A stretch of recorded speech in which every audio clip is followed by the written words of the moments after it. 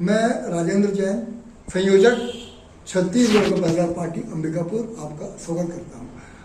हमने जो आज हम आपको बताना चाहते हैं कि हमारी जो योजना है 2028 में छत्तीसगढ़ के विधानसभा चुनाव में हम अपने प्रत्याशी खड़ा करेंगे।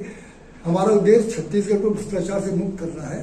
छत्तीसगढ़ में कांग्रेस सरकार में बहुत तरह के भ्रष्टाचार हुए हैं, जिसमें प्रमुख है शराब घोटाला, जिसमें अभी तक हमारे पूर्व मंत्री कवासी लखमा जी जेल के अंदर हवा खा रहे हैं, और चेतन बघेल जी, जो कि मुख्यमंत्री बघेल जी के बेटे थे पूर्व मुख्यमंत्री के, वो अभी तक जेल में हैं। और दूसरे जो बहुत घोटाले हुए हैं, डीमक घोटाला हुआ है, कोयला घोटाला हुआ है। तो कांग्रेस सरकार ने पीएससी घोटाला में युवाओं के सपने को चकनाचूर कर दिया। इससे दुखी होकर जनता ने फिर से भाजपा को सत्ता में लाया है। लेकिन भाजपा के 2 साल होने के बाद भी ऐसा कुछ चमत्कार नहीं दिख रहा है कि जनता को लगे कि उनका निर्णय सही है। जैसे खासकर महतारी वंदन योजना के तहत भी वो सिर्फ विवाहित महिलाओं को ही 1000 रुपये दे रहे हैं, जो कि गलत है। मेरी सरकार यदि आती है छत्तीसगढ़ पहचार की, तो हम विवाहित महिलाओं के साथ साथ कुंवारी लड़कियों को भी महतारी वंदन योजना के तहत 2000 रुपये नगद प्रदान किया जाएगा। हमारे अंबिकापुर के प्रत्याशी हैं आशा मिश्रा जी, इन्होंने निश्चय किया कि अंबिकापुर विधानसभा सीट से चुनाव लड़ेंगी छत्तीसगढ़ का पहला पार्टी से। आप लोग कुछ पूछना शायद पूछ सकते हैं आशा मिश्रा जी से। नमस्ते,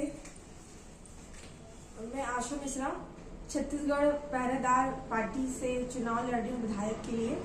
तो अब इसमें जाने के लिए मैं बहुत समय से सोच रही थी विधायक पद के लिए।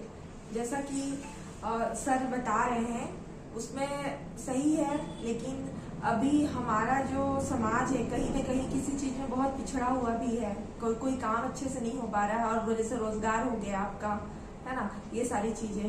और जैसा कि सर बताए हैं कि महतारी वंदना योजना के तहत अभी जो विवाहित महिलाएं हैं उनको 1000 रुपये दिया जा रहा है, ठीक है। तो मेरे विधायक पद के लड़ने के बाद में कुंवारी कन्याएं जो हैं 18 साल जो बड़ी हैं उनको भी, और जो अभी उनको मिल रहा है, टोटल उनको 2000 रुपये देने का सोच रही हूँ। और रोजगार के लिए भी जो बेरोजगार है उनकी योग्यता के अनुसार, उनके स्किल के अनुसार उनको जो भी रोजगार व्यवस्थित होगा उनको वहां पर चयनित किया जाएगा।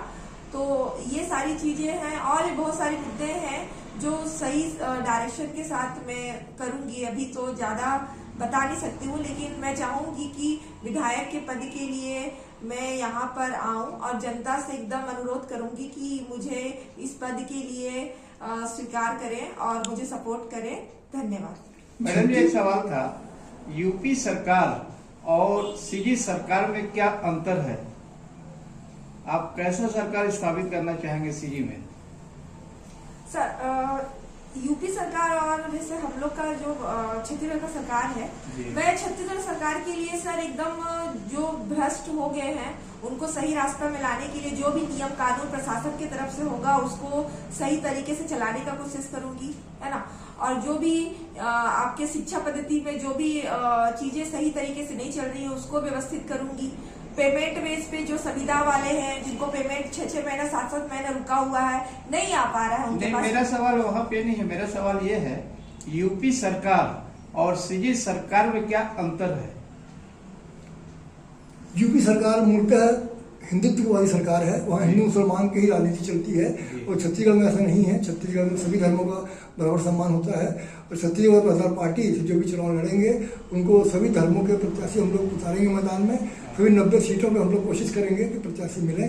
और सबसे पहला जो मुद्दा हम लोग छत्तीसगढ़ में ला रहे हैं भ्रष्टाचार मुक्त, तो इसलिए धर्म की राजनीति नहीं होगी। तो क्या लगता है अभी भ्रष्टाचार मुक्त सीजी सरकार के द्वारा अमल नहीं की गई है? बिल्कुल नहीं की गई है। इसमें कांग्रेस पार्टी के देखें आपने नेता लोग जेल में है, और भाजपा सरकार के खिलाफ कोई कड़ी कार्रवाई नहीं की जाती। अभी कई मुद्दे हैं भ्रष्टाचार के, हम लोग खुद मामले उठाते हैं। अंबिकापुर का एक उदाहरण, छोटा सा उदाहरण बता रहा हूँ। किरण भज्जावली का जो अस्पताल है नमना कला में, वो पब्लिक रोड में बना हुआ है। उसके लिए लगातार हम लोग न्यूज चलाए हैं, हम लोग अखबार छाप में, फिर भी कोई कार्रवाई अभी तक नहीं हुई है। अगर यूपी सरकार की तरह सीधी सरकार होती तो क्या वहाँ का भी जमींदोज किया जा सकता रहा? बिल्कुल क्यों नहीं। तो क्यों नहीं किया गया है? अगर आपकी सरकार आएगी तो क्या करेंगे आप? बिल्कुल, जो कानून को पालन किया जाएगा। इस तरह के बहुत सारे मुद्दे दिखेंगे तो क्या आप ऐसा उसको आप जबरदस्त करेंगे, कार्रवाई करेंगे? बिल्कुल, जो भी अतिक्रमण किया जाएगा उसको बकायदा नियम के तहत जो भी प्रक्रिया कार्रवाई होगी जबरदस्त करेंगे।